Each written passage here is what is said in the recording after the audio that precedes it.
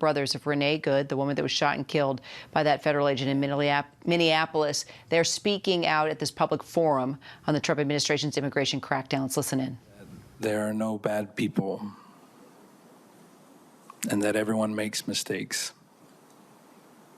She has Renee's spirit. The deep distress our family feels because of Renee's loss is in such a violent and unnecessary way is complicated by feelings of disbelief, distress, and desperation for change. In the last few weeks, our family took some consolation, thinking that perhaps Renee's death would bring about change in our country, and it has not. The completely surreal scenes taking place on the streets of Minneapolis are beyond explanation. This is not just a bad day or a rough week or isolated incidents. These encounters with federal agents are changing the community and changing many lives, including ours, forever. And I still don't know how to explain to my 4-year-old what these agents are doing when we pass by. Our family is deeply grateful for the outpouring of love and support from the community in Minneapolis and from people across the country and around the world. The prayers and words of support have truly brought us comfort, and it is meaningful that these sentiments have come from people of all colors, faiths, and ideals. That is a perfect reflection of Renee, who carried peace, patience, and love for others wherever she went. Our family is a very American blend.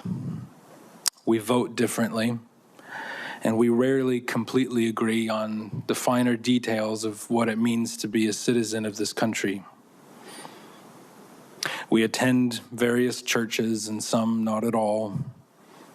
And despite those differences, we have always treated each other with love and respect. And we've gotten even closer during this very divided time in our country. And we hope that our family can be even a small example to others, not to let political ideals divide us, to be good, like Renee. But the most important thing we can do today is to help this panel and our country understand who Renee is and what a beautiful American we have lost. A sister, a daughter, mother, a partner, and a friend.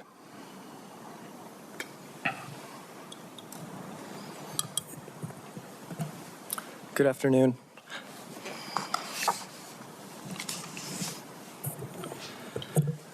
My name is Brent Ganger, and I'd like to share some thoughts from the eulogy that I gave on my sister's behalf this past Saturday.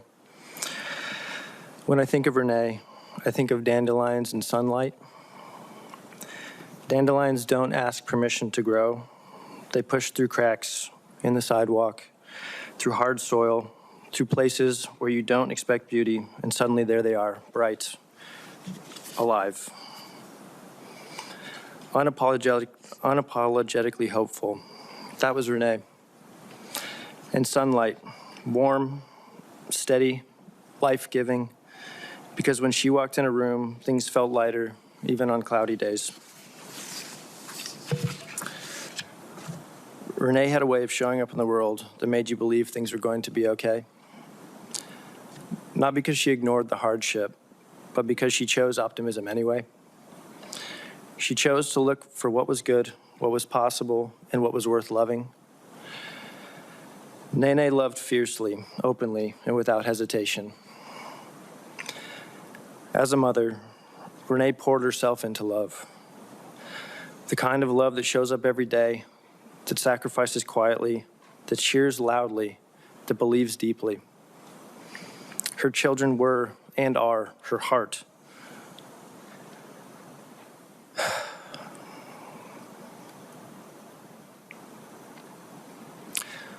Walking around outside her body.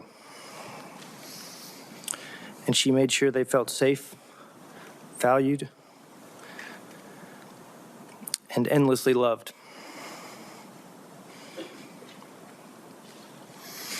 As a sister, she was constant.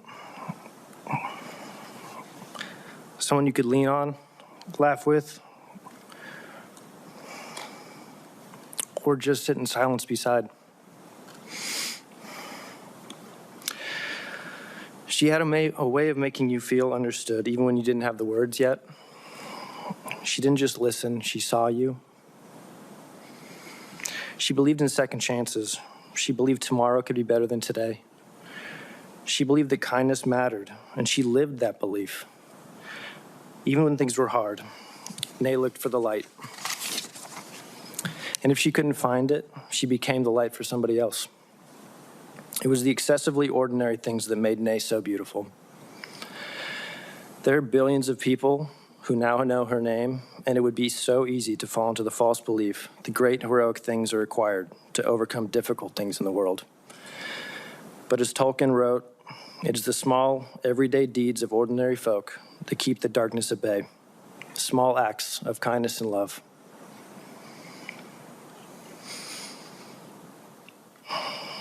That's why the image of dandelions feels so right. People try to pull them up, overlook them, dismiss them, but they keep coming back, stronger, brighter, spreading seeds of hope everywhere they land.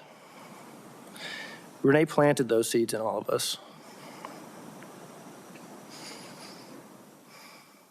And her children,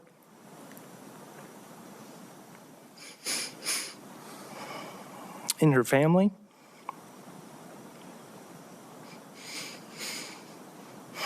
in friends, coworkers, and people who maybe didn't even realize they needed her light at the time. And sunlight. Sunlight doesn't ask for recognition. It just gives. It warms, it nurtures, it helps things grow. Renee did that for us.